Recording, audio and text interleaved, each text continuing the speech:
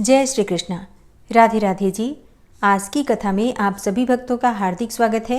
भगवान श्री कृष्ण और श्रीमती राधा रानी की कृपा सदैव आप और आपके समस्त परिवार पर बनी रहे। और अब भगवान श्री हरि विष्णु का ध्यान करके आज की पावन कथा का प्रारंभ करते हैं।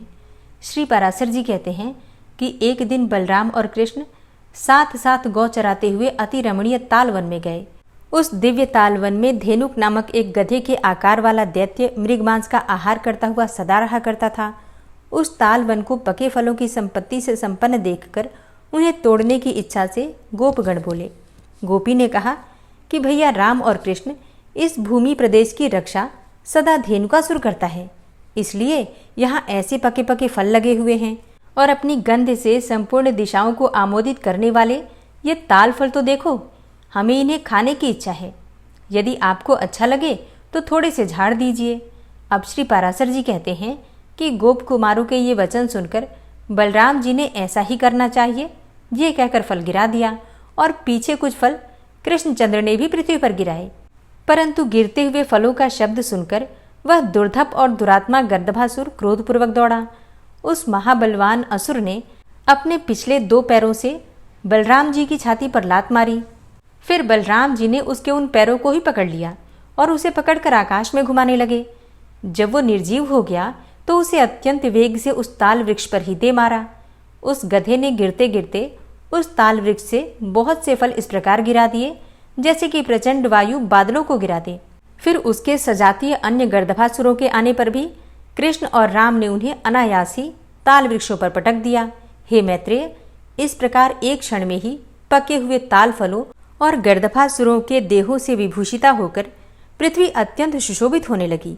हे द्विज, तब से उस ताल वन में गौएं निर्विघ्न होकर सुखपूर्वक नवीन तृण चरने लगी, जो उन्हें पहले कभी चरने को नसीब नहीं हुआ था। श्री पराशर जी आगे कहते हैं कि अपने अनुचरों सहित उस गर्दभासुर के मारे जाने पर वह सुरम्य ताल वन गोप और गोपियों के लिए सुखदायक हो गया। तदनंतर धेनुकासुर को मारकर वे दोनों वासुदेव पुत्र प्रसन्न मन से भांडीर नामक वट वृक्ष के तले आए। कंधे पर गौ बांधने की रस्सी डाले और वनमाला से विभूषित हुए वे दोनों महात्मा बालक सिंहनाद करते गाते वृक्षों पर चढ़ते दूर तक गौ चराते थे। उनका नाम ले लेकर पुकारते हुए नए सींगों वाले बछड़े के समान सुशोभित हो रहे थे। उन दोनों के वस्त्र क्रमशः सुनहरी और श्याम रंग से रंगे हुए थे, अतः वे इंद्रधनुष युक्त श्वेत और श्याम मेघ के समान जान पड़ते थे। वे समस्त लोकपालों के प्रभु पृथ्वी पर अवतीर्ण होकर नाना प्रकार की लौकिक लीलाओं से परस्पर खेल रहे थे। मनुष्य धर्म में तत्पर रहकर मनुष्यता का सम्मान करते हुए वे मनुष्य जाति के गुणों की क्रीड़ाएं करते हुए वन में विचर रहे थे।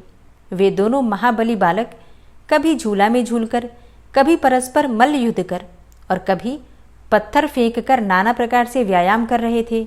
इसी समय उन दोनों खेलते हुए बालकों को उठा ले जाने की इच्छा से प्रलंब नामक दैत्य गोप वेश में अपने को छिपाकर वहां आया। दानव श्रेष्ठ प्रलंब मनुष्य न होने पर भी मनुष्य रूप धारण करके निशंक भाव से उन बालकों के बीच घुस गया। फिर उन दोनों अर्थात राम और कृष्ण की असावधानता का अवसर देखने वाले उस दैत्य ने कृष्ण को तो सर्वथा अजेय समझा, अतः उसने बलराम जी को ही मारने का निश्चय किया। तदनंतर वे समस्त ग्वाल बाल हरिणा क्रीड़न नामक खेल खेलते हुए आपस में एक साथ 2-2 बालक उठे। तब श्रीदामा के साथ कृष्णचंद्र, प्रलंब के साथ बलराम और इसी प्रकार अन्यान्य गोपों के साथ और ग्वाल बाल होड़ बदकर उछलते हुए चलने लगे। अंत में कृष्णचंद्र ने श्रीदामा को, बलराम ने प्रलंब को तथा अन्यान्य कृष्ण पक्षी गोपों ने अपने प्रतिपक्षियों को हरा दिया। उस खेल में जो बालक हारे थे वे सब जीतने वालों को अपने अपने कंधों पर चढ़कर भांडीर वट तक ले जाकर वहां से फिर लौट आए। किंतु प्रलंबासुर अपने कंधे पर बलराम जी को चढ़ाकर चंद्रमा के सहित मेघ के समान अत्यंत वेग से आकाश मंडल को चल दिया। वह दानव श्रेष्ठ रोहिणी नंदन श्री बलभद्र जी के भार को सहन न कर सकने के कारण वर्षाकालीन मेघ के समान बढ़कर अत्यंत स्थूल शरीर वाला हो गया। तब माला और आभूषण धारण किए, सिर पर मुकुट पहने, गाड़ी के पहियों के समान भयानक नेत्रों वाले, अपने पाद प्रहार से पृथ्वी को कंपायमान करते हुए तथा दग्ध पर्वत के समान आकार वाले उस दैत्य को देखकर उस निर्भय राक्षस के द्वारा ले जाए जाते हुए बलभद्र जी ने श्री कृष्णचंद्र से कहा कि भैया कृष्ण, देखो तो छंद पूर्वक गोपवेश धारण करने वाला कोई पर्वत के समान महाकाय दैत्य मुझे हरे लिए जाता है। हे मधुसूदन, अब मुझे क्या करना चाहिए ये तो बतलाओ। देखो, ये दुरात्मा बड़ी शीघ्रता से दौड़ता जा रहा है। श्री पराशर जी बोले कि तब रोहिणी नंदन के बलवीर्य को जानने वाले महात्मा श्री कृष्णचंद्र ने मधुर मुस्कान से अपने ओष्ठ संपुट को खोलते हुए उन बलराम जी से कहा। श्री कृष्णचंद्र बोले कि हे सर्वात्मन, आप संपूर्ण गुह्य पदार्थों में अत्यंत गुह्यक होकर भी यह स्पष्ट मानव भाव क्यों अवलंबन कर रहे हैं? आप अपने उस स्वरूप का स्मरण तो कीजिए जो समस्त संसार का कारण तथा कारण का भी पूर्ववर्ती है और प्रलय काल में भी स्थित रहने वाला है। क्या आपको मालूम नहीं है कि आप और मैं दोनों ही इस संसार के एकमात्र कारण हैं और पृथ्वी का भार उतारने के लिए ही मर्त्यलोक में आए हैं? हे अनंत, आकाश आपका सिर है, मेघ केश हैं, पृथ्वी चरण हैं, अग्नि मुख हैं और चंद्रमा मन है, वायु श्वास प्रश्वास है और चारों दिशाएं आपके बाहु हैं। हे भगवन, आप महाकाय हैं, आपके सहस्त्रों मुख हैं तथा सहस्त्रों हाथ पांव आदि शरीर के भेद हैं। आप सहस्त्रों ब्रह्माओं के आदि कारण हैं। मुनि जन आपका सहस्त्रों प्रकार से वर्णन करते हैं। आपके दिव्य रूप को आपके अतिरिक्त और कोई नहीं जानता, अतः समस्त देवगण आपके अवतार रूप की ही उपासना करते हैं। क्या आपको विदित नहीं है कि अंत में यह संपूर्ण विश्व आप में ही लीन हो जाता है? हे अनंत मूर्ते, आप ही से धारण की हुई यह पृथ्वी संपूर्ण चराचर विश्व को धारण करती है। हे अज, निमेष आदि काल स्वरूप आप ही कृतयुग आदि भेदों से इस जगत का ग्रास करते हैं।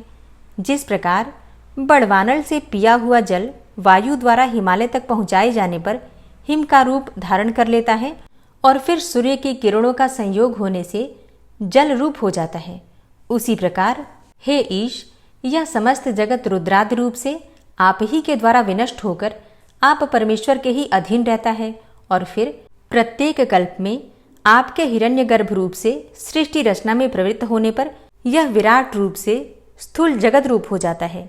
हे विश्वात्मन, आप और मैं दोनों ही इस जगत के एकमात्र कारण हैं। संसार के हित के लिए हमने अपने भिन्न भिन्न रूप धारण किए हैं। अतः हे अमेयात्मन, आप अपने स्वरूप को स्मरण कीजिए और मनुष्य भाव का ही अवलंबन करके इस दैत्य को मारकर बंधुजनों का हित साधन कीजिए। श्री पराशर जी बोले कि हे विप्र, महात्मा कृष्णचंद्र द्वारा इस प्रकार स्मरण कराए जाने पर महाबलवान बलराम जी हंसते हुए प्रलंबासुर को पीड़ित करने लगे। उन्होंने क्रोध से नेत्र लाल करके उसके मस्तक पर एक घूंसा मारा, जिसकी चोट से उस दैत्य के दोनों नेत्र बाहर निकल आए। तदनंतर वह दैत्य श्रेष्ठ मगज फट जाने पर मुख से रक्त वमन करता हुआ पृथ्वी पर गिर पड़ा और मर गया। अद्भुत कर्मा बलराम जी द्वारा प्रलंबासुर को मरा हुआ देखकर गोपगण प्रसन्न होकर साधु साधु कहते हुए उनकी प्रशंसा करने लगे। प्रलंबासुर के मारे जाने पर बलराम जी गोपों द्वारा प्रशंसित होते हुए कृष्णचंद्र के साथ गोकुल में लौट आए। श्री पराशर जी कहते हैं कि इस प्रकार उन राम और कृष्ण के ब्रज में विहार करते करते वर्षा काल बीत गया और प्रफुल्लित कमलों से युक्त शरद ऋतु आ गई। जैसे गृहस्थ पुरुष पुत्र और क्षेत्र आदि में लगी हुई ममता से संताप पाते हैं, उसी प्रकार मछलियां गड्ढों के जल में अत्यंत ताप पाने लगी। संसार की असारता को जानकर जिस प्रकार योगी जन शांत हो जाते हैं, उसी प्रकार मयूर गण मदहीन होकर मौन हो गए।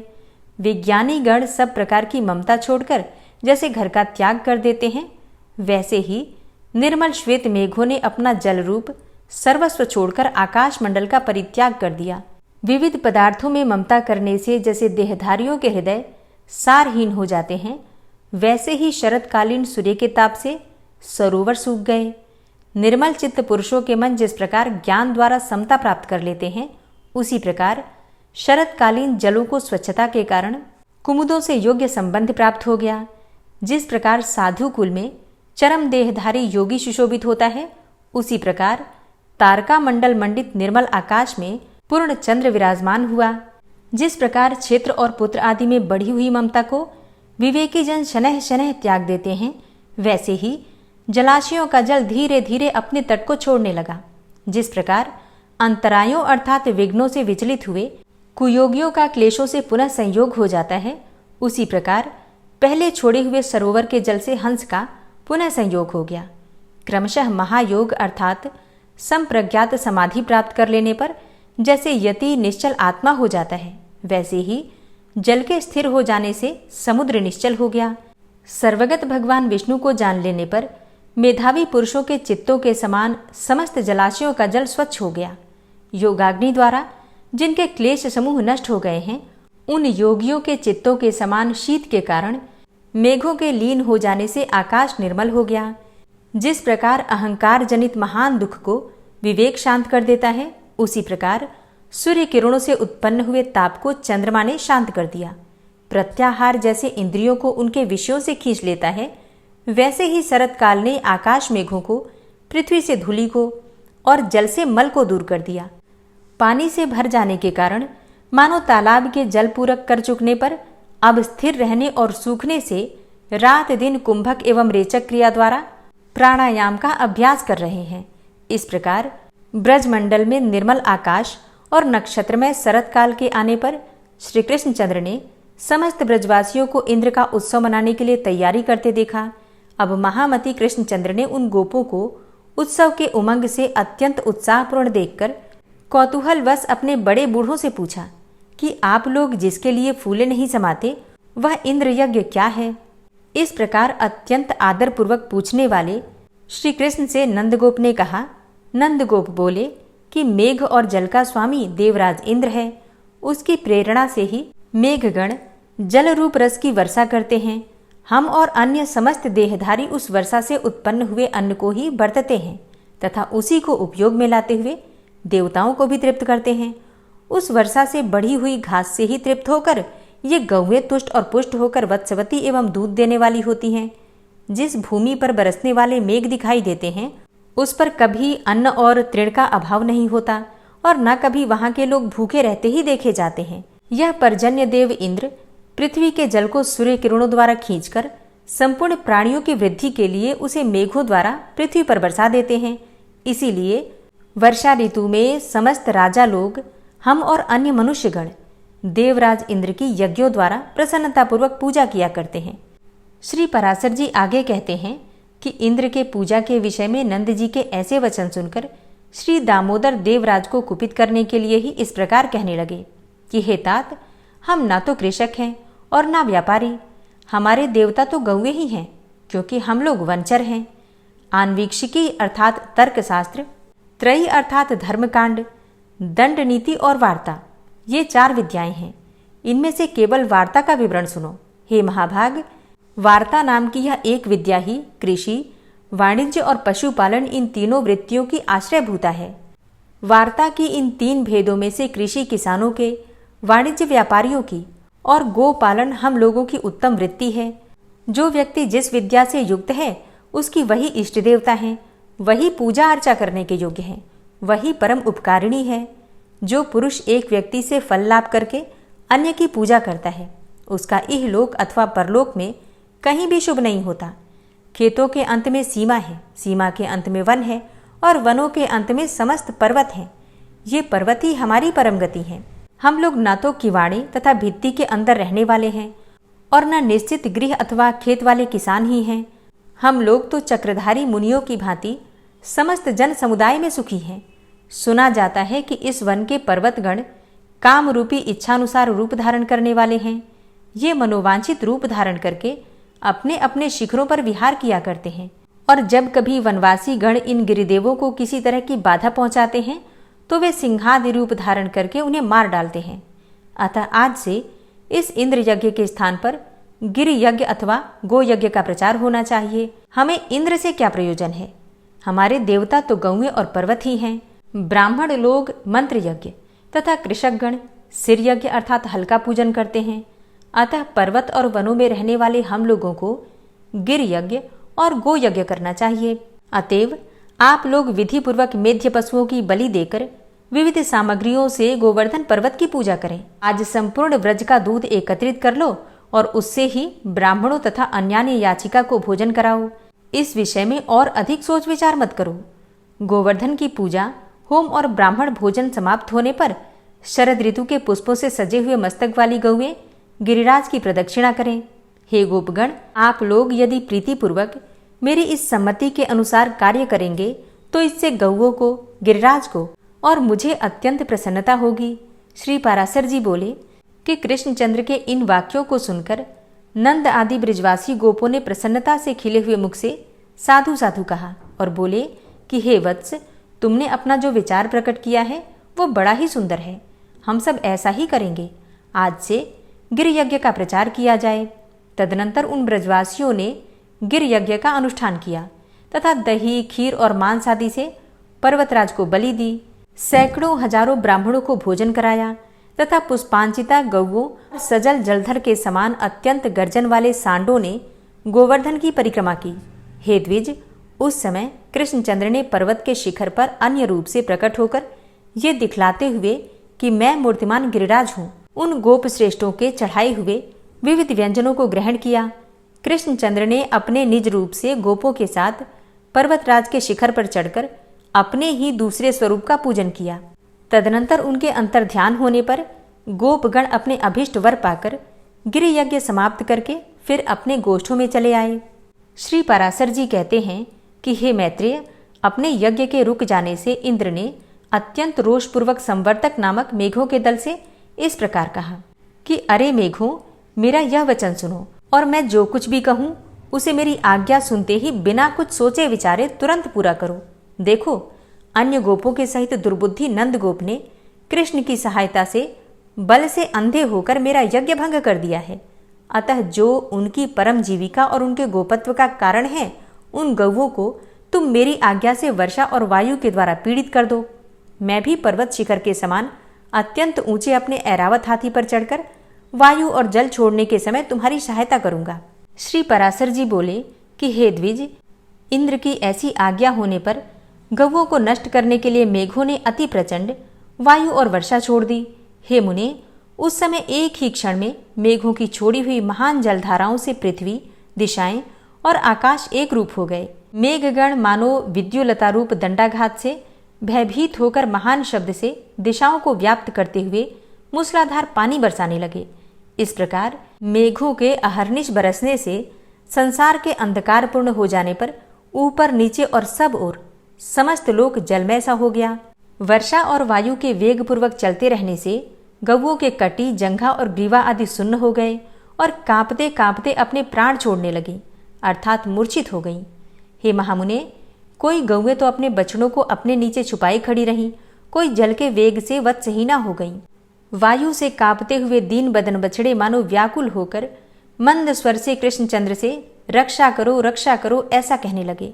हे मैत्रेय, उस समय गौ, गोपी और गोपगण के सहित संपूर्ण गोकुल अत्यंत व्याकुल देखकर श्री हरि ने विचारा कि यज्ञ भंग के कारण विरोध मानकर ये सब करतूत इंद्र ही कर रहा है।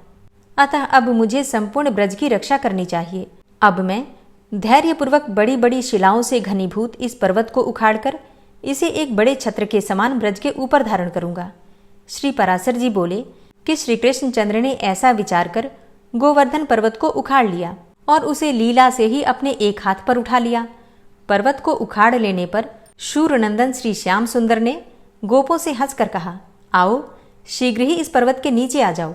मैंने वर्षा से बचने का प्रबंध कर दिया है।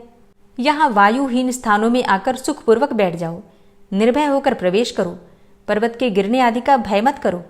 तब श्री कृष्णचंद्र के ऐसा कहने पर जल की धाराओं से पीड़ित गोपी और गोप अपने बर्तन भांडों को छकड़े में रखकर गौओं के साथ पर्वत के नीचे चले गए। ब्रिजवासियों द्वारा हर्ष और विस्मय पूर्वक टकटकी लगाकर देखे जाते हुए श्री कृष्णचंद्र भी गिरिराज को अत्यंत निश्चलता पूर्वक धारण किए रहे। जो प्रीतिपूर्वक आंखें फाड़कर देख रहे थे, उन हर्षित चित्त गोप और गोपियों से अपने चरितों का स्तवन होते हुए श्री कृष्णचंद्र पर्वत धारण किए रहे। हे विप्र, गोपों के नाशकर्ता इंद्र की प्रेरणा से नंद जी के गोकुल में 7 रात्रि तक महाभयंकर मेघ बरसते रहे, किंतु जब श्री कृष्णचंद्र ने पर्वत धारण करके गोकुल की रक्षा की तो अपनी प्रतिज्ञा व्यर्थ हो जाने से इंद्र ने मेघों को रोक दिया। आकाश के मेघहीन हो जाने से इंद्र की प्रतिज्ञा भंग हो जाने पर समस्त गोकुलवासी वहां से निकलकर प्रसन्नतापूर्वक फिर अपने अपने स्थानों पर आ गए और कृष्णचंद्र ने भी इन ब्रजवासियों के विस्मयपूर्वक देखते देखते गिरिराज गोवर्धन को अपने स्थान पर रख दिया। हरे कृष्णा। आज की कथा का यहीं पर समापन करती हूँ। इसके आगे का वृतांत आप कल की कथा में सुनेंगे। ओम विश्वं विष्णुर्वषट्कारो भूतभव्य भवत्प्रभु भूतकृत भूतभृद्भावो भूतात्मा भूतवाहन भूतात्मा परमात्मा च मुक्तानां परमागति अव्ययः पुरुषः साक्षी क्षेत्रज्ञो अक्षर एव च योगो योगविदां नेता प्रधानपुरुषेश्वरः नारसिंहवपुः श्रीमान् केशवः पुरुषोत्तमः सर्वः शर्वः शिवस्थाणुर्भूतादिर्निधिर्व्ययः सम्भवो भावनो भर्ता प्रभवः प्रभुरीश्वरः स्वयंभू शम्भुरादित्यः पुष्कराक्षो महास्वनः अनादिनिधनो धाता विधाता धातुरुत्तमः अप्रमेयो ऋषिकेश पद्मनाभो अमरप्रभु विश्वकर्मा मनुस्त्वष्टा स्थविष्ठः स्थविरो ध्रुवः अग्राह्यः शाश्वतः कृष्णो लोहिताक्षः प्रतर्दनः प्रभूतस्त्रिककुब्धाम पवित्रं मङ्गलं परम् ईशानः प्राणदः प्राणो ज्येष्ठः श्रेष्ठः प्रजापति हिरण्यगर्भो भूगर्भो माधवो मधुसूदनः ईश्वरो विक्रमी धन्वी मेधावी विक्रमः क्रमः अनुत्तमो दुराधर्षः कृतज्ञः कृतिरात्मवान् सुरेशः शरणं शर्म विश्वरेताः प्रजाभवः अह संवत्सरो व्याल प्रत्ययः सर्वदर्शनः अजः सर्वेश्वर सिद्ध सिद्धे सर्वादिर्च्युतः वृषाकपिर्मेयात्मा सर्वयोगविनिश्रितः वसुर्वसुमना सत्य समात्मा संमितः समः अमोघ पुण्डरीकाक्षो वृषकर्मा वृषाकृतिः रुद्रो बहुशिरा बभ्रुर्विश्वयोनिः शुचिश्रवा अमृतः शाश्वतस्थाणुर्वरारोहो महातपः सर्वगः सर्वविद्भानुर्विश्वक्सेनो जनार्दनः वेदो वेदविद्व्यङ्गो वेदाङ्गो वेदवित्कविः लोकाध्यक्षः सुराध्यक्षो धर्माध्यक्षः कृताकृतः चतुरात्मा चतुर्व्यूहश्चतुर्द्रष्टश्चतुर्भुजः भ्राजिष्णुर्भोजनं भोक्ता सहिष्णुर्जगदाति च अनघो विजयो जेता विश्वयोनिः पुनर्वसु उपेन्द्रो वामनः प्रांशुर्मोघः शुचिरुर्जितः अतीन्द्रः सङ्ग्रहः सर्गो धृतात्मा नियमो यमः वेद्यो वैद्यः सदा योगी वीरः माधवो मधु अतीन्द्रियो महामायो महोत्साहो महाबलः महाबुद्धिर्महावीर्यो महाशक्तिर्महाद्युतिः अनिर्देश्यवपुः श्रीमान् मेयात्मा महाधृतिर् महिश्वासो महीभर्ता श्रीनिवासः सतां गति अनिरुद्ध सुरानन्दो गोविन्दो गोविन्दाम्पति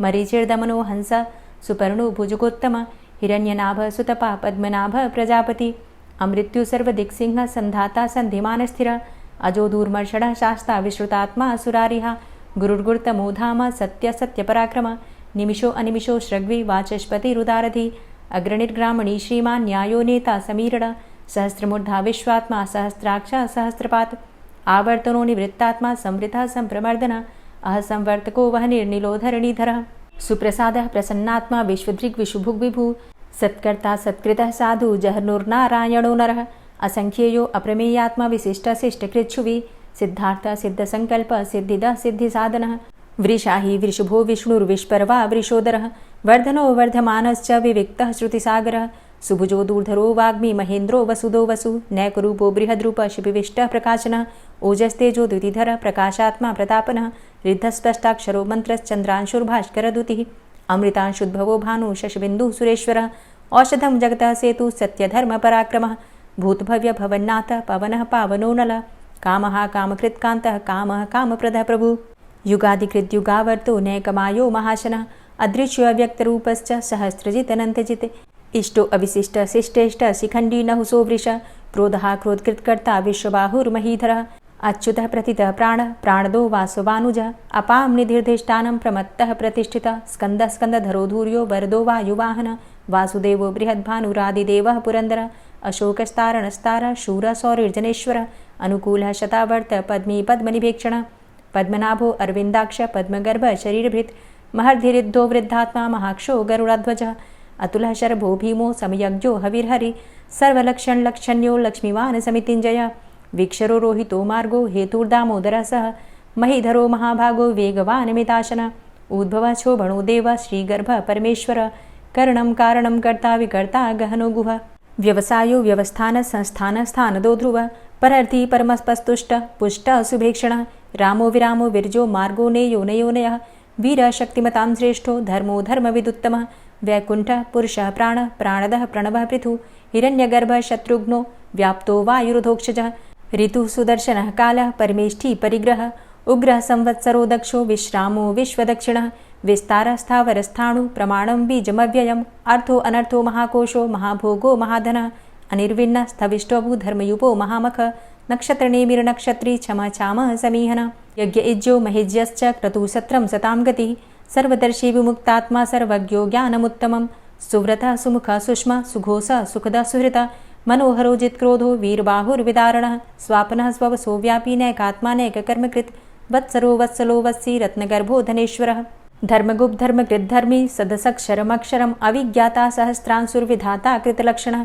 गभस्तिनेमिः सत्त्वस्थः सिंहो भूतमहेश्वरः आदिदेवो महादेवो देवेशो देवभृद्गुरुः उत्तरो गोपतिर्गोप्ता ज्ञानगम्यः पुरातनः शरीरभूतभृद्भोक्ता कपीन्द्रो भूरि दक्षिणः सोमभो अमृतपः सोमः पुरुजित पुरुषोत्तमः विनियोजयः सत्यसन्धो दाशाः सात्वतां पतिः जीवो विनयिता साक्षी मुकुन्दो अमितविक्रमः अम्भो निद्रणन्तात्मा महोदधीशयोऽन्तकः अजोमहारः स्वाभाव्यो जितामित्रः प्रमोदनः आनन्दो नन्दनो नन्दः सत्यधर्मा त्रिविक्रमः महर्षि कपिलाचार्यः कृतज्ञो मेदिनीपतिः त्रिपदस्त्रिदशाध्यक्षो महाशृङ्गः कृतान्तकृत् महावराहो गोविन्दः सुखेणः कनकाङ्गदी गुह्यो गभीरो गहनो गुप्तश्चक्रगदाधरः वेधा स्वाङ्गो अजितः कृष्णो दृढः सङ्कर्षणोच्युतः वरुणो वारुणो वृक्षः पुष्कराक्षो महामनाः भगवान् भगानन्दी वनमाली हलायुधः आदित्यो ज्योतिरादित्यः सहिष्णुर्गतिसत्तमः सुधन्वाखण्ड परशुर्दारुणो द्रविडप्रदः दिविस्त्रिक्सरदृग्व्यासो वाचस्पतिर्योनिजः त्रिसामासामगः साम निर्वाणं भेषजम्भिषक् सन्न्यासकृच्छमः शान्तो निष्ठा शान्तिः परायणं शुभाङ्गः शान्तिदस्रष्टा कुमुदः कुवलेशय गोहितो गोपतिर्गोप्ता वृषभाक्षो वृषाप्रियः अनिवर्ति निवृतात्मा संक्षेप्ता चेमकृच्छिवः श्रीवत्सवक्षा श्रीवास श्रीपति श्रीमताम्बरः श्रीद श्रीश श्रीनिवास श्रीनिधि श्रीविभावन श्रीधर श्रीकर श्रेय श्रीमान् लोकत्रयाश्रयः स्वक्ष स्वङ्ग शतानन्दो नन्दिर्ज्योतिर्गणेश्वरः विजितात्मा विधेयात्मा सत्कीर्तिश्छिन्न संशयः उदीर्णः सर्वतक्षसुर्निशः शाश्वतः स्थिरः भूषयो भूषणो भूतिर्विशोकः शोकनाशनः अर्चिष्मानर्चितः कुम्भो विशुद्धात्मा विशोधनः अनिरुद्धो अप्रतिरथ प्रद्युम्नो अमितविक्रमः कालिनेमि निहावीरः शौरी शूरजनेश्वरः त्रिलोकात्मा त्रिलोकेशः केशवः केशिहारी कामदेवः कामपालः कामीकान्तः कृतागमः अनिर्देशवपुर्विष्णोर्वीरो अनन्तो धनञ्जयः ब्रह्मण्यो ब्रह्मकृद्ब्रह्मा ब्रह्म ब्रह्म विवर्धन ब्रह्मविद् ब्राह्मणे ब्रह्मी ब्रह्मज्ञो ब्राह्मणप्रियः महाक्रमो महाकर्मा महातेजा महोरगः महाक्रतुर्महायज्वा महायज्ञो महाहवि स्तव्यः स्तव प्रियः स्तोत्रं स्तुतिस्तोतारणप्रियः पूर्णः पुरयिता पुण्यः पुण्यकीर्तिर्नामयः मनोजवस्तीर्थकरो वसुरेता वसुप्रदः वसुप्रदो वासुदेव वसुर्वसुमनाहवि सद्गतिः सत्कीर्तिः सत्ता सद्भूतिः सत्परायणः शूरसेनो यदुश्रेष्ठः सन्निवासः सुयामुनः भूतावासो वासुदेवः सर्वासु निलयोऽनलः दर्पः दर्पदो दृप्तो दूर्धरोऽथा पराजितः विश्वमूर्तिर्महामूर्तिर्दीप्तमूर्तिर्मूर्तिमान् अनेकमूर्तिरव्यक्तः शतमूर्तिः शताननः एको नैकः सवः किं यत्तत्पदमनुत्तमं लोकबन्धुर्लोकनाथो माधवो भक्तवत्सलः सुवर्णवर्णो हेमाङ्गो वराङ्गश्चन्दनाङ्गदी वीरः विषमः शून्यो घृताशीरः चलश्चलः अमानीमानदो मान्यो लोकस्वामी त्रिलोकधृक् सुमेधा मेधजो धन्यः सत्यमेधा धराधरः तेजो वृषः द्वितिधरः सर्वशस्त्रभृताम्बरः प्रग्रहो निग्रहो व्यग्रो नैकशृङ्गो गदाग्रजः चतुर्मूर्तिश्चतुर्बाहुश्चतुर्व्यूहश्चतुर्गति चतुरात्मा चतुर्भावश्चतुर्वेदविदेकपात् समावर्तो अनिवृतात्मा दुर्जयो दुरतिक्रमः दुर्लभो दुर्गमो दुर्गो दुरावासो दुरारिहा शुभाङ्गो लोकसारङ्गः शुतन्तुस्तन्तुवर्धन इन्द्रकर्मा महाकर्मा कृतकर्मा कृतागमः उद्भवः सुन्दरः सुन्दो रत्ननाभः सुलोचनः अर्को वाजसनः शृङ्गी जयन्तः सर्वविजयी सुवर्णबिन्दुरक्षोभ्य सर्वभागीश्वरेश्वरः महाह्रदो महागर्तो महाभूतो महानिधि कुमुदः कुन्दरः कुन्दः पर्जन्यः पावनो नीलः अमृताशो अमृतवपुः सर्वज्ञः सर्वतोमुखः सुलभः सुव्रतः सिद्धः शत्रुजित् शत्रुतापनः न्यग्रोधो दुम्बरो अस्वस्थश्चाणुरान्ध्रनिषूदनः सहस्रार्चिः सप्तजिह्वः सप्तैधा सप्तवाहनः अमूर्तिरणघो अचिन्त्यो भयकृद्भयनाशनः अणुर्बृहत् कृशस्थूलो गुणभृन्निर्गुणो महान् अधृतः स्वधृतः स्वास्य प्राग्वंशो वंशवर्धनः भारभृतिकथितो योगी योगी स सर्वकामद आश्रमश्रमण क्षाम सुपर्णो वायुवाहन धनुर्धरोर्धनुर्वेदो दण्डोदमयितादम अपराजितः सर्वसहो नियन्ता नियमो यमः सत्त्ववान् सात्विकः सत्य सत्यधर्मपरायण अभिप्रायः प्रियार्होर्ह प्रियकृत्प्रीतिवर्धनः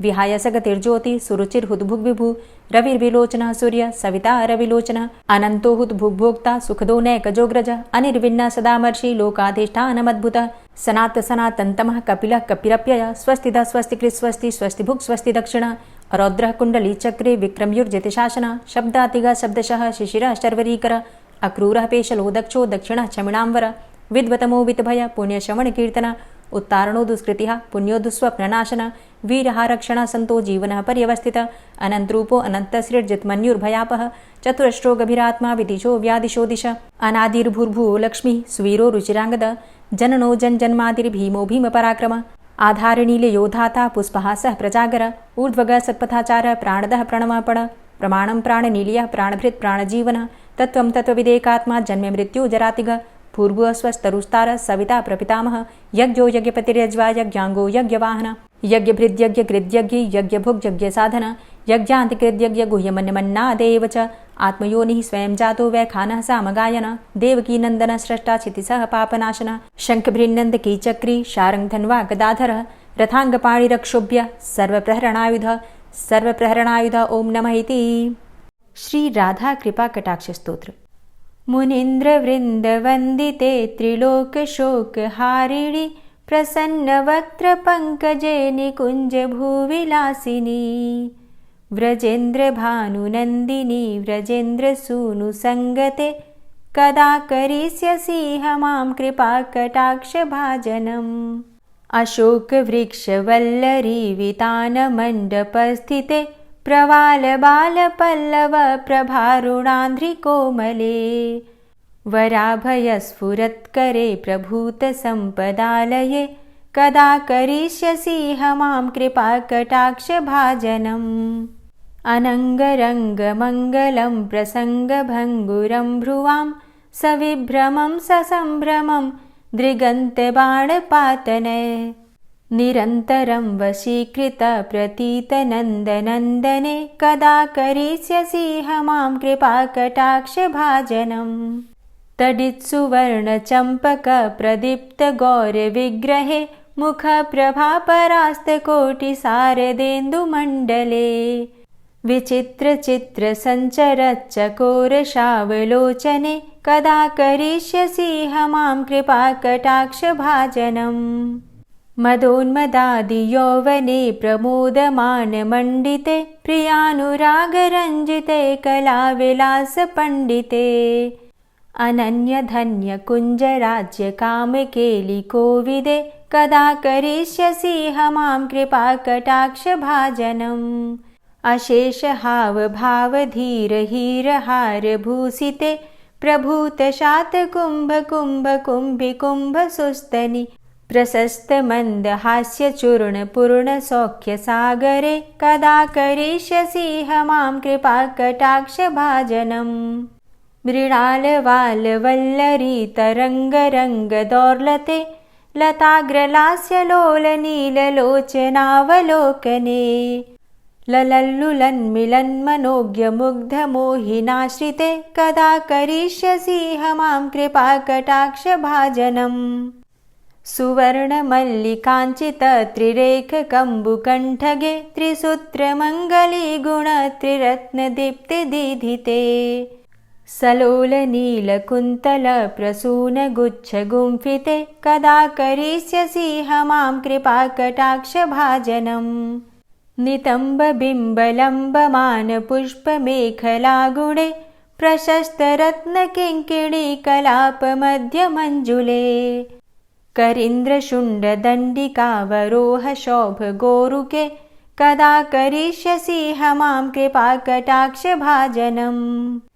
अनेकमन्त्रनादमञ्जुनूपुरारवस्खलत् समाजराजहंसवंश निक्वडाति गौरवे विलोलहेमवल्लरी विडम्बिचारुचङ्क्रमे कदा करिष्यसि मां कृपा कटाक्ष भाजनम्। अनन्तकोटिविष्णुलोकनम्रपद्मजार्चिते हिमाद्रिजापुलोमजा विरिञ्चिजावरप्रदे अपारसिद्धिरिद्धिदिग्धसत्पदाङ्गुलीनखे कदा करिष्यसि मां कृपा कटाक्ष भाजनम्। मखेश्वरी क्रियेश्वरी स्वधेश्वरी सुरेश्वरी त्रिवेदभारतीश्वरी प्रमाणशासनेश्वरी रमेश्वरी क्षमेश्वरी प्रमोदकाननेश्वरी व्रजेश्वरी व्रजाधिपे श्रीराधिके नमोऽस्तुते।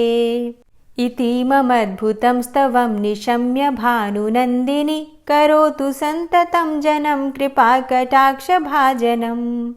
भवेत्तदैव सञ्चित त्रिरूपकर्मनाशनं लभेत्तदा ब्रजेन्द्रसूनुमण्डलप्रवेशनम्। जय जय श्री राधे, जय जय श्री राधे। वीडियो को अंत तक देखने के लिए आप सभी भक्तों का बहुत बहुत आभार। कथा पसंद आई हो तो वीडियो को लाइक कीजिए, शेयर कीजिए और चैनल पर पहली बार आए हैं तो सब्सक्राइब करके बेल आइकन को ज़रूर प्रेस कर लीजिए अगर आपको आज की वीडियो अच्छी लगी है तो। मिलती मैं आपसे अगली वीडियो में, तब तक के लिए जय श्री राधे।